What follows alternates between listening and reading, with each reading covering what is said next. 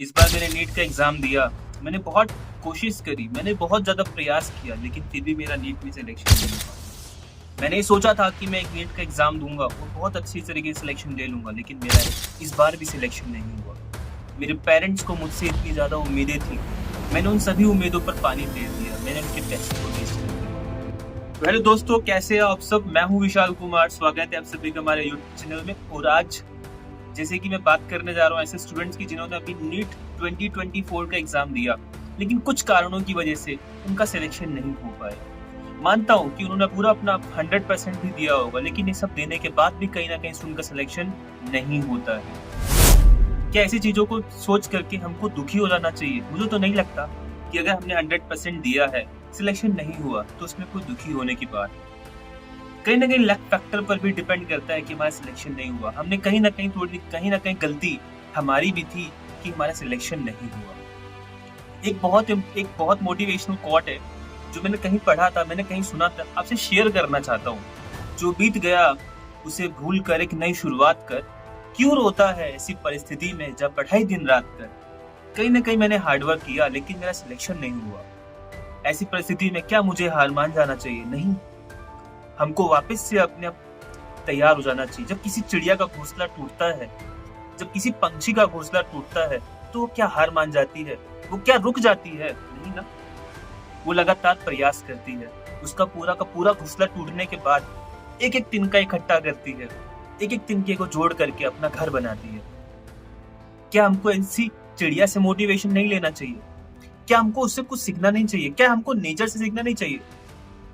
ये चीजें जो होती है हमको नेचर से सिखाती हैं। अगर मैं सक्सेस नहीं हुआ, नीट में सफलता नहीं मिली मुझे, क्या मैं यहाँ पे हार जाऊं? क्या मैं हार मान जाऊं? नहीं, मुझे वापस से प्रयास करना पड़ेगा, मुझे वापस से एफर्ट देना पड़ेगा, तब जाके मेरा सिलेक्शन कहीं ना कहीं पॉसिबल होगा।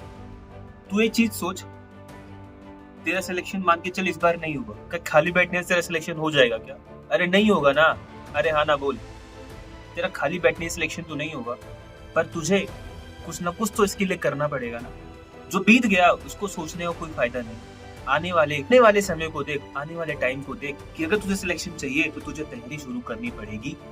इसके अलावा मेरे पास कोई दूसरा चारा नहीं। एक इंग्लिश में कोट बोलते हैं, मैं आपके साथ शेयर करता हूँ।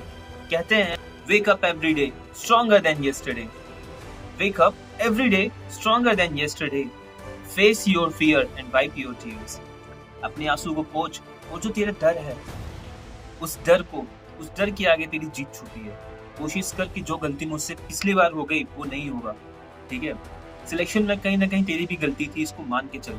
अपनी गलती को एक्सेप्ट कर। अपने जो तेरे नेगेटिव पॉइंट्स हैं उनको पता है कि मैंने यार इस जगह मैंने गलती करी, कहीं ना कहीं मैंने रिवीजन में गलती कर दी, इसलिए मेरा सिलेक्शन नहीं हुआ। तो उन पॉइंट्स को पता कर, तेरे क्या क्या पॉइंट्स थे जिसके कारण तेरा सिलेक्शन नहीं हुआ। तेरी गलती है तो तुझे खुद मानना भी पड़ेगा, उसके ऊपर तुझे सोल्यूशन खुद ही ढूंढना पड़ेगा। कोई तेरा सोल्यूशन ढूंढ देगा, ऐसे एक्सपेक्टेशन किसी से मत रख। दूसरा चीज, क्या मैं हार्डवर्क करूंगा तो क्या मेरा सिलेक्शन हो जाएगा? क्या मैं पढ़ना भी स्टार्ट कर दूं, क्या मेरा सिलेक्शन हो जाएगा? ऐसे कई सारे डाउट्स मेरे मन में बने हुए। तो कहते नहीं है, everything is easy when you are crazy for it and nothing is easy when you are lazy for it. क्या हमको लेजी होना है? क्या नहीं होना लेजी।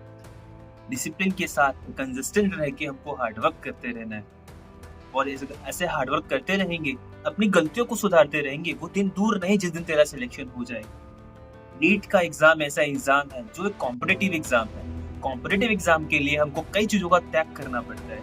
अभी हम लोग अपने कंफर्ट जोन में होंगे और हार्डवर्क नहीं कर रहे होंगे। कई लिस्टेड स्टूडेंट होते हैं जो सोचते हैं कि नीट इस लाइक का एग्जाम जो बहुत इजीली क्लियर कर लेंगे, ये उनका माइंड को लगता है कि हमारा माइंड बहुत शार्प है। ऐसे कई सारे शार्प माइंड आए, ऐसे कई सारे शार्प माइंड थे जिनका नीट के अंदर रिजल्ट नहीं आया। ऐसे शार्प माइंड धरे के धरे रह गए।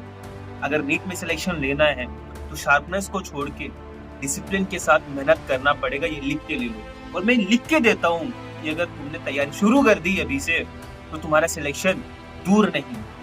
मैं लिख के दे सकता हूँ, तुमने अच्छे से प्रैक्टिस करी है, रिवीजन करा है, वो पूरे साल भर फोकस्ड होकर तुमने पढ़ाई करी है, तुम्हारा सिलेक्शन कोई नहीं रोक सकता। ये मैं लिख के दे सकता हूँ। ऐसे ही शुरुआत कीजिए अपने एग्जाम का, वो सब कुछ भूल जाइए कि मैं सिलेक्शन होगा कि नहीं होगा।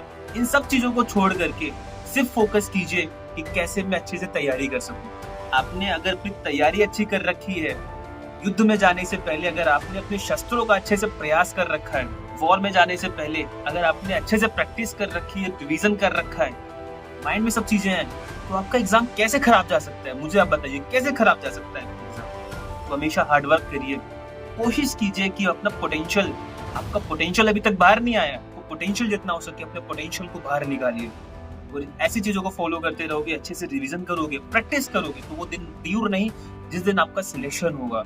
और प्रोक्रेस्टिनेशन को दूर रखिए। कई सारे स्टूडेंट जो प्रोक्रेस्टिनेट कर रहे हैं उनका सिलेक्शन नहीं होता है, जो प्रैक्टिस नहीं कर रहे हैं उनका सिलेक्शन नहीं होता। डिस्ट्रैक्ट हो रहे हो तो डिस्ट्रैक्शन अभी छोड़ दो। 99% स्टूडेंट होते हैं जो अपनी इस जर्नी के अंदर, प्रिपरेशन की जर्नी के अंदर डिस्ट्रैक्ट हो रहे हैं। क्या आप भी ऐसे डिस्ट्रैक्टेड स्टूडेंट हो? अगर आप डिस्ट्रैक्ट हो रहे हो तो आप लिख के ले लीजिए, आपका सिलेक्शन नहीं होने वाला। पर वहीं पे आपने फोकस्ड होकर स्टडी कर ली तो आपका सिलेक्शन, मैं लिख के दे सकता हूँ, कोई नहीं रोक सकता। तो ठीक है, आज की वीडियो के लिए इतना ही। मिलते हैं आपको नेक्स्ट वीडियो के लिए, तब तक के लिए टाटा एंड गुड बाय। तो कुछ चाहते हो कि मैं इस पॉइंट पे या फिर इस पॉइंट पे वीडियो बनाऊं तो आप कमेंट कर सकते हो। ठीक है, don't forget to like this channel, subscribe this channel, क्योंकि ये मैं आपसे जुड़ने की कोशिश करता हूँ। मैं कोशिश कर रहा हूँ कि मैं भी कुछ ना कुछ कंट्रीब्यूट कर सकूँ, सोसाइटी को कुछ दे सकूँ। ठीक है, जो मैंने अपने एक्सपीरियंस से सीखा है, मैं अपने एक्सपीरियंस को आपके साथ शेयर कर सकूँ। कुछ ना कुछ हेल्पफुल, किसी भी एक भी स्टूडेंट की अगर हेल्प होती है तो मुझे लगेगा मेरा जीवन सफल हो गया।